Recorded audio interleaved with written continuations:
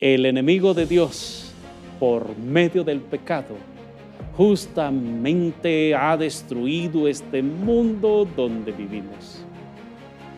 Pasamos en una época de rebelión en contra de toda restricción y ley. Nuestra nación está horrorizada ante el desafío de pandillas en las grandes ciudades, del orden social y los derechos de propiedad, incluyendo el derecho a vivir. Asesinatos, robos y agresiones personales se han convertido en la marca de las zonas urbanas y suburbanas en la vida de este siglo y principalmente en nuestro país. Bienvenidos a su programa Mensajes de Vida, donde encontraremos en las Sagradas Escrituras las palabras de ánimo para vivir en un mundo en medio del caos.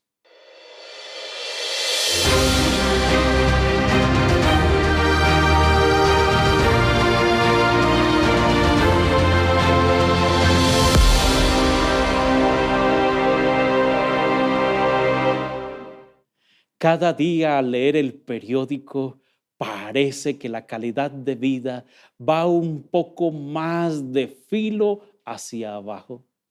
A veces nos sentimos tentados a creer que las cosas no pueden ir peor y las condiciones han tocado fondo. Sin embargo, al día siguiente, aún más violentos se presentan los crímenes de extraños y nosotros simplemente sacudimos la cabeza con incredulidad. Es difícil comprender cómo una nación como Colombia, con su rica herencia cristiana, jamás podía alejarse tanto de sus principios fundacionales. Incluso los países no cristianos no están tan plagados de delincuencia y de violencia tanto como se está viendo día a día en diferentes lugares del mundo. El problema es más grave cuando nos damos cuenta de que la anarquía está al orden del día. También la anarquía llega al área de la religión y le afecta a millones a quienes nunca se les ocurrió matar o violar. Es probable que la gran mayoría de los miembros de la iglesia hoy tengan pocas convicciones en contra de quebrantar al menos uno de los mandamientos. Esto ha llevado a muchos a ver ligeramente la rebelión y ha hecho que el pecado parezca inobjetable. Es importante entonces saber que como seres humanos vivimos en un mundo lleno de crisis. Cada día se promueven los antivalores. Cada día hay más asesinatos. Cada día las estadísticas describen que vivimos en un mundo cruel, lleno de dolor y sufrimiento. Pero, ¿qué tiene Dios para decirnos en esta hora? De hecho, el pecado ha perdido su horror por las multitudes y se ha convertido en un modo de vida aceptable para los jóvenes y adultos. Sea testigo de las tendencias actuales en el estilo de vida que apoyan este mundo de vista. ¿Cuántos hombres y mujeres jóvenes están viviendo juntos sin el beneficio del matrimonio? Sin embargo, no creen que tales acuerdos para vivir deban ser designados como pecado. una gran parte de las personas que hurtan lo ajeno, que profesan en muchas ocasiones, algunos de ellos ser cristianos, y la mayoría de aquellos que pertenecen a las iglesias creen que no hay pecado alguno en la violación del séptimo día sábado, que es el cuarto mandamiento. ¿Cómo podemos explicar esta situación paradójica entre los que profesan tan grande admiración acerca de la Biblia y principalmente del mundo cristiano? Esta pregunta se vuelve más significativa si tomamos en cuenta la posición histórica del cristianismo hacia la ley de Dios y los 10 mandamientos. Casi todas las grandes denominaciones se muestran oficialmente en récord apoyando la autoridad de esa ley. Sin embargo, los errores de interpretación que son simultáneamente extraídos de la palabra de Dios han introducido en la iglesia moderna, resultando con el estado actual de confusión hacia la lealtad de los mandamientos de Dios. ¿Qué tan sinceramente tenemos que ver a esa ley y estudiar su relación con la gracia de Dios y por la misma salvación? Es tan difícil de aceptar los dichos populares relacionados a la ley y la gracia, sin tener que revisar los hechos bíblicos por los cuales seremos finalmente juzgados. Debemos encontrar respuestas bíblicas autorizadas a preguntas como estas. ¿En qué sentido son los cristianos o están libres de la ley? ¿Qué significa estar bajo la ley? ¿Será que la gracia de Dios anula a los 10 mandamientos? ¿Está bien que un cristiano justifique desobedecer alguno de los 10 mandamientos porque está bajo la gracia? Estas son las preguntas a las cuales nos dirigimos en este mensaje de vida que Dios trae para ti en esta hora. Vamos entonces a hacer a un lado aquellas cosas de las confusiones que han ocultado la verdad sobre cómo se salvan los hombres. Multitudes han escuchado discursos emocionales sobre el pecado y la salvación, pero todavía no entienden la lógica y la razón que requiere un sacrificio de sangre. Se imaginan el honor de pasarse ante un juez y oír la sentencia de muerte pronunciada contra usted.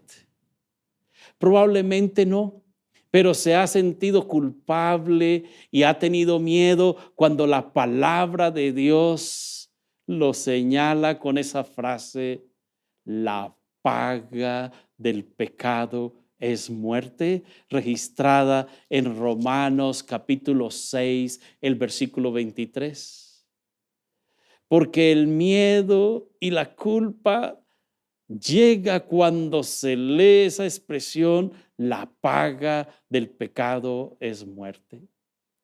Debido a que todos pecaron, están destituidos de la gloria de Dios. Dice el apóstol Pablo en Romanos capítulo 3, el versículo 23.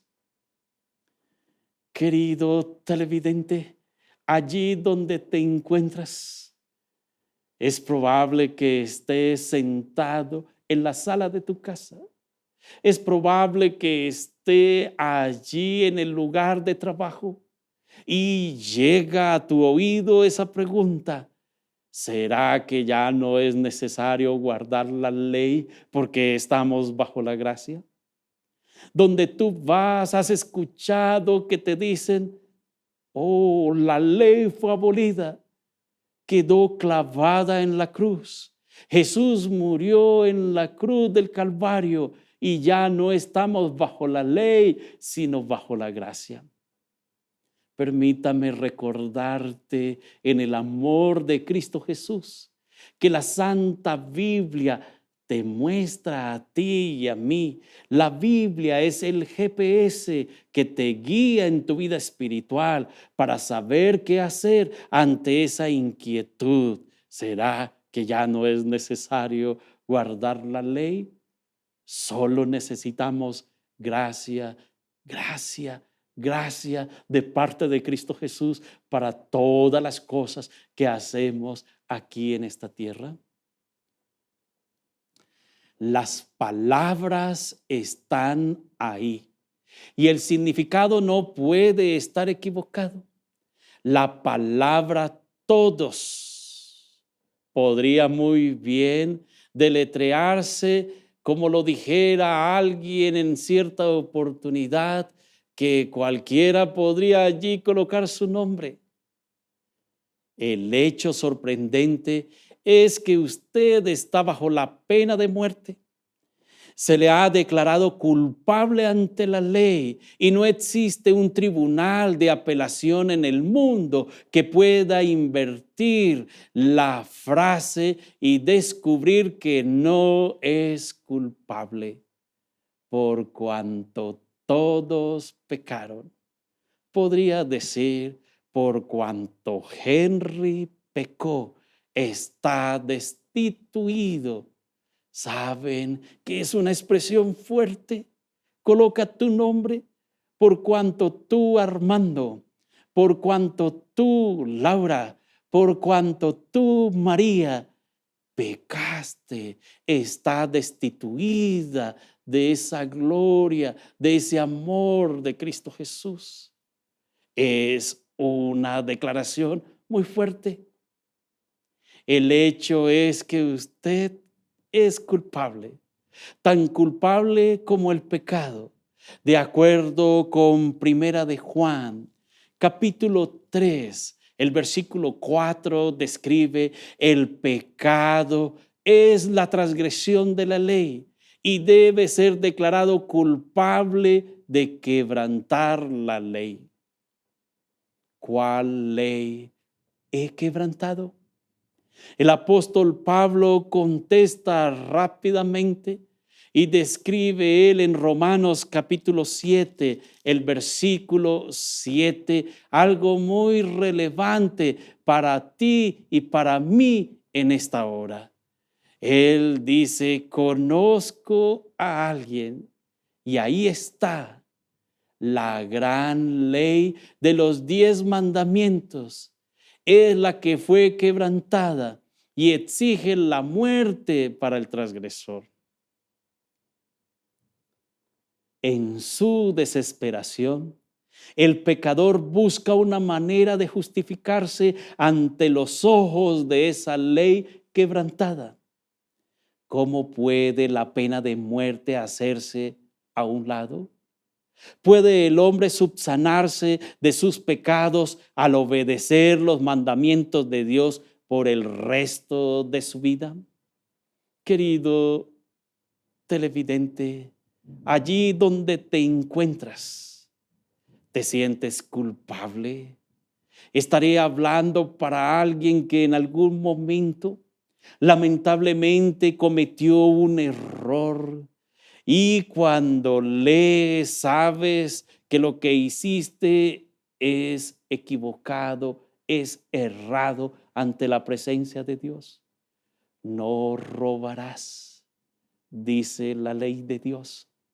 No matarás. Y así sucesivamente describe el libro de Éxodo capítulo 20 los 10 mandamientos de la ley de Dios. Y ante las Sagradas Escrituras es claro que el que viola uno de los mandamientos es culpable, se hace culpable de todos.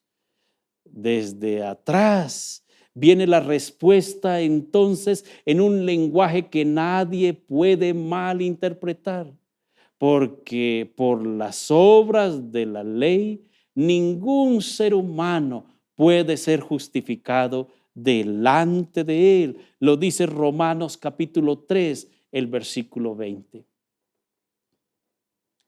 Escuche, hay una razón por la cual las obras no justifican al alma. Si un hombre es encontrado culpable de robo y es condenado a 10 años de cárcel, es evidente que puede justificarse por las obras.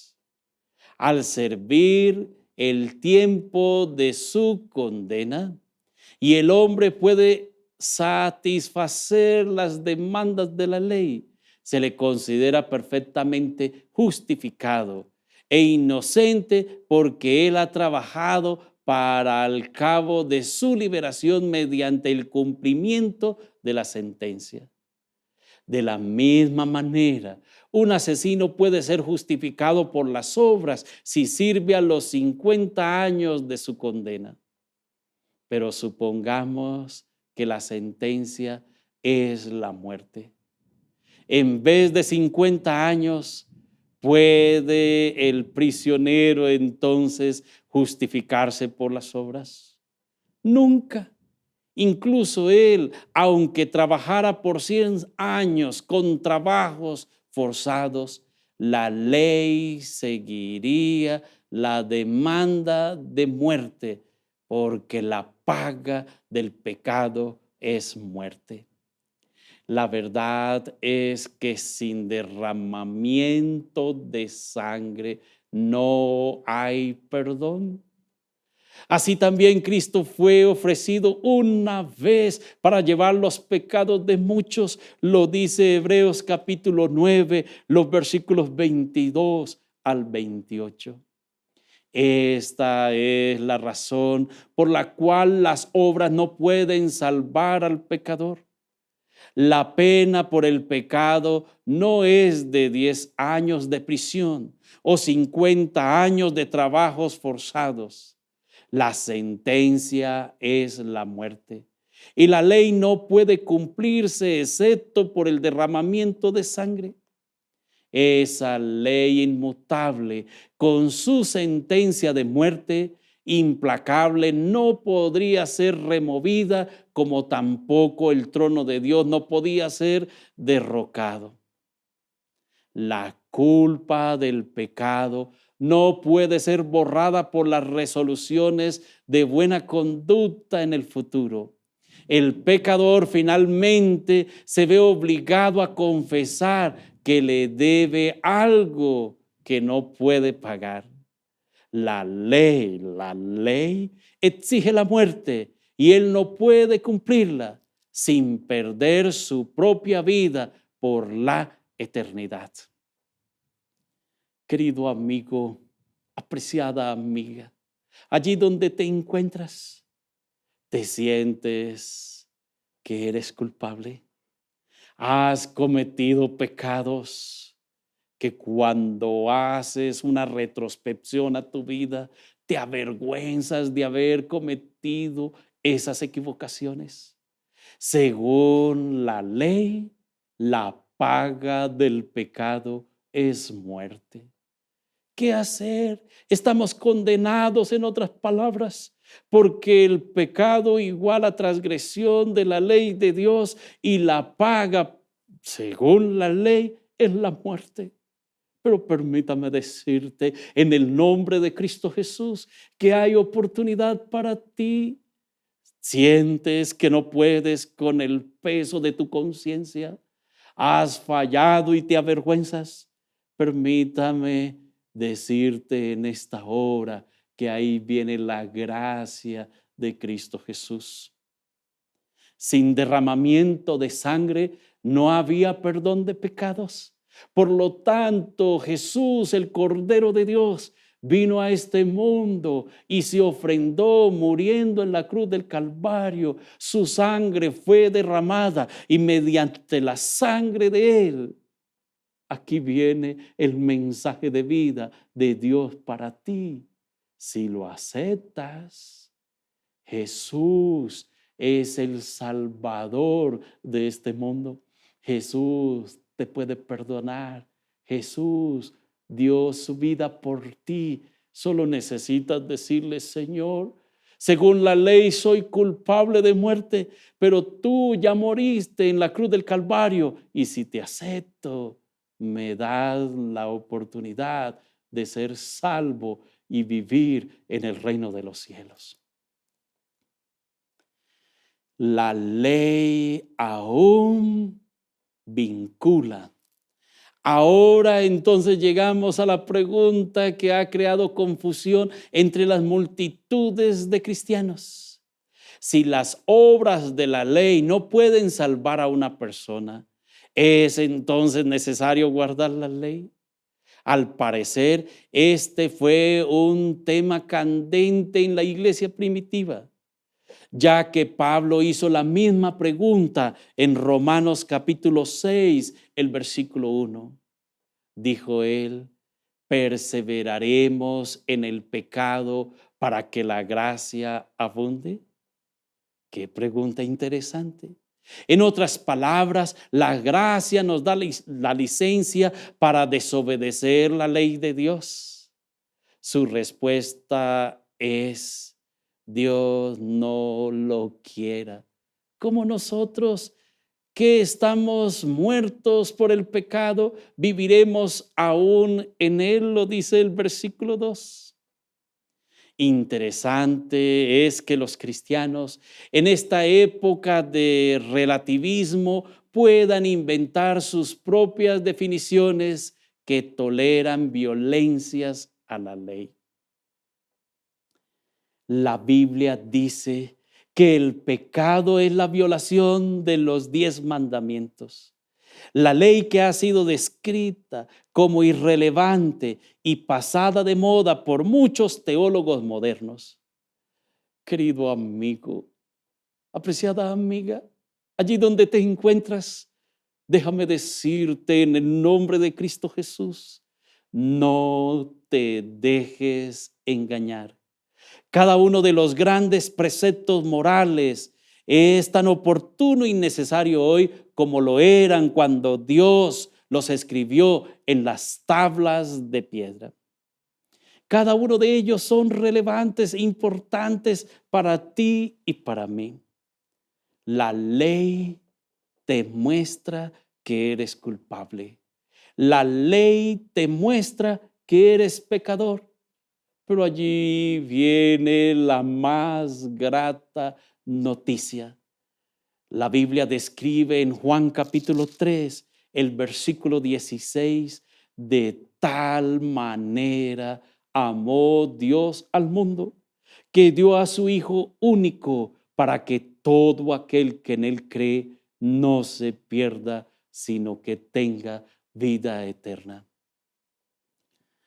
Querido amigo, apreciada amiga, la ley te condena, pero el sacrificio de Cristo Jesús te da la oportunidad, si lo aceptas, de ser victorioso. Y en el día del gran juicio, cuando el enemigo te condene y te diga: eres culpable, te gustaba decir mentiras, te gustaba quedarte con lo ajeno, y la lista es larga, porque el enemigo de Dios tiene muchas acusaciones. Pero en ese momento Cristo Jesús va a decir: Él es mi Hijo, Él me aceptó, por lo tanto, Padre, Él debe vivir, porque Jesús vino a este mundo para que todo aquel que en Él crea no se pierda, sino que tenga vida eterna. En cierta ocasión, alguien se me acercó y me dijo: he cometido equivocaciones de las cuales me avergüenzo. He quitado la vida de muchas personas y lamentablemente me he equivocado y lo he hecho para obtener dinero. Y vino y me dice: ¿será que hay oportunidad para mí? Y en esa ocasión le dije: si aceptas a Jesús, Él te puede perdonar. Él te hará una nueva persona. Solo el poder está en la persona de Cristo Jesús. Y él dijo, acepto a Jesús, y tomó la decisión de ser bautizado. Y la Biblia dice que el que viene a mí, yo no le echo fuera. Jesús recibe a los pecadores. Jesús te recibe, me recibe, y en él hay oportunidad de salvación. Querido, allí donde te encuentras, ¿quieres aceptar a Jesús como tu único y suficiente Salvador? Quiero invitarte para que no te quedes solamente con esa decisión de ser una nueva persona. Allí donde tú vives, busca una iglesia adventista del séptimo día. Y allí el día sábado hay personas que te van a recibir y te van a guiar en el proceso de cómo conocer a Cristo Jesús. Que el Señor te bendiga y te guarde. Que el Señor Jesús prospere tu vida desde ahora y para siempre. Amén.